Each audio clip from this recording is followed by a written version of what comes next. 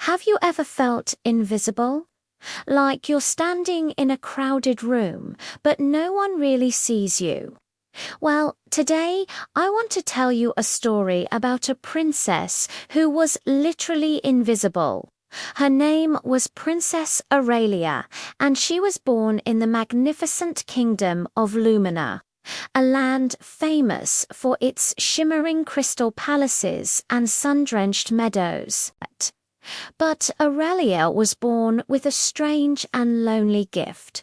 She was completely invisible to everyone. From the moment she was born, no one could see her. The royal doctors were baffled. Her parents, the king and queen, were heartbroken. They could hear her tiny cries, feel the warmth of her small body when they held her, but they could never see her face. They named her Aurelia, meaning the golden one, hoping that one day her light would shine through. Growing up in the castle was a strange experience for Aurelia. She had the finest tutors, the most beautiful clothes, though no one could see them on her hand, all the toys a child could ever want. But she was profoundly lonely. She would wander the grand halls, a ghost in her own home. She watched her siblings play in the gardens, their laughter echoing in the air, but she could never join in. If she tried, they'd simply run through her, unaware she was even there. She learned to be silent, to move like a whisper, so she wouldn't startle people. Her only companions were the books in the royal library, filled with tales of brave knights and visible princesses. As she grew into a young woman, the weight of her invisibility became heavier. She yearned for connection, for someone to look her in the eyes and see her for who she was.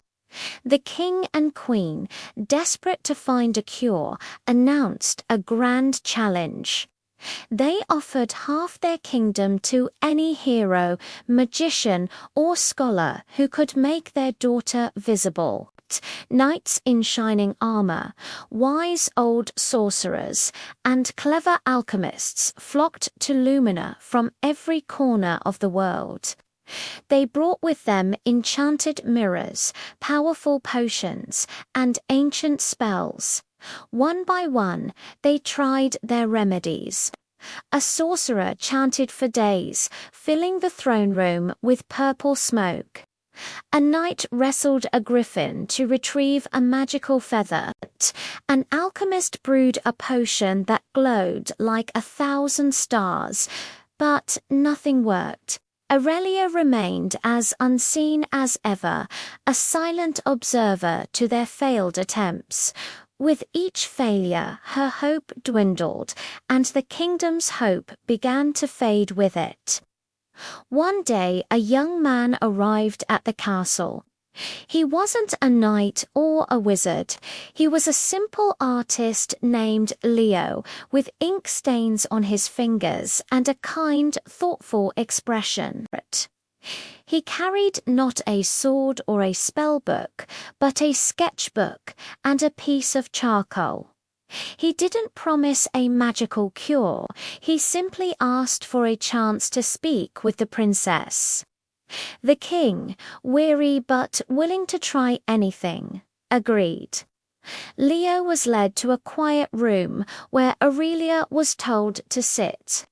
He couldn't see her, of course, but he spoke to the empty chair as if she were right there. He didn't ask about her invisibility. Instead, he asked about her. He asked about her favorite colors, her dreams, the stories she loved. For the first time, someone was interested in the person behind the invisibility, not just the problem of it. Aurelia, hesitant at first, began to talk. She spoke of her love for the crimson shades of sunset, the deep blue of the night sky, and the vibrant green of the forest after rain. She described the adventures she'd imagined, the worlds she'd visited in her books. Leo listened, truly listened, and as she spoke, he began to sketch. He didn't try to draw her face. How could he? Instead, he drew what he heard. He drew the sunset she described with fiery reds and soft purples. He drew the ancient forest from her favorite tale with towering trees and dappled sunlight. With every word she shared, his charcoal danced across the paper, capturing the essence of her spirit. He was drawing her soul. For days they talked, and for days Leo drew. He filled his sketchbook with images of her thoughts, her feelings, her dreams. He drew her laughter as a field of wildflowers, and her sadness as a gentle, falling rain. And as he did, something incredible began to happen. A faint, shimmering outline started to appear where Aurelia sat. It was like starlight, soft and subtle at first. The more she shared, the more of herself she revealed, the more visible she became. Her voice, once a whisper, grew stronger and more confident. She realized that for years she had been hiding not just because of her condition, but because she was afraid. Afraid of not being enough, even if people could see her. Leo wasn't just drawing her all, he was showing her that she was already whole, already worthy of being seen. On the final day, Leo held up his last drawing. It wasn't of a sunset or a forest. It was a portrait. He had pieced together everything she had told him: her kindness, her intelligence, her wit, her dreams. He had drawn the princess he had come to know, the person he saw with his heart. And as Aurelia looked at the drawing, a portrait of her true self, a brilliant golden light filled the room.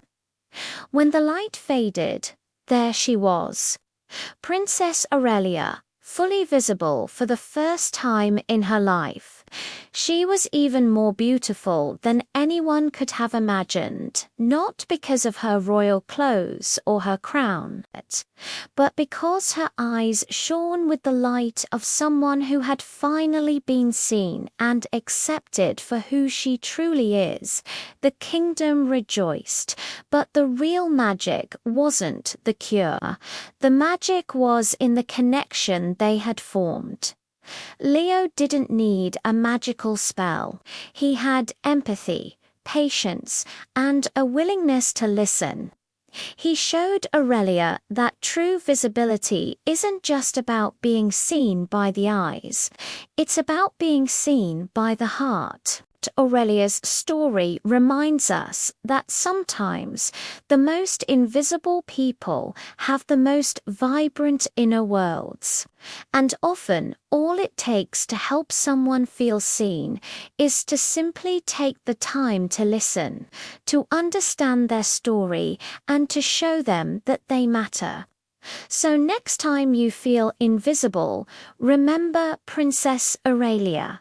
And more importantly, look around you, who might be waiting for someone like you to see them.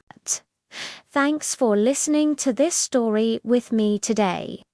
If you enjoyed it, please give this video a like and subscribe for more tales that make you think and feel.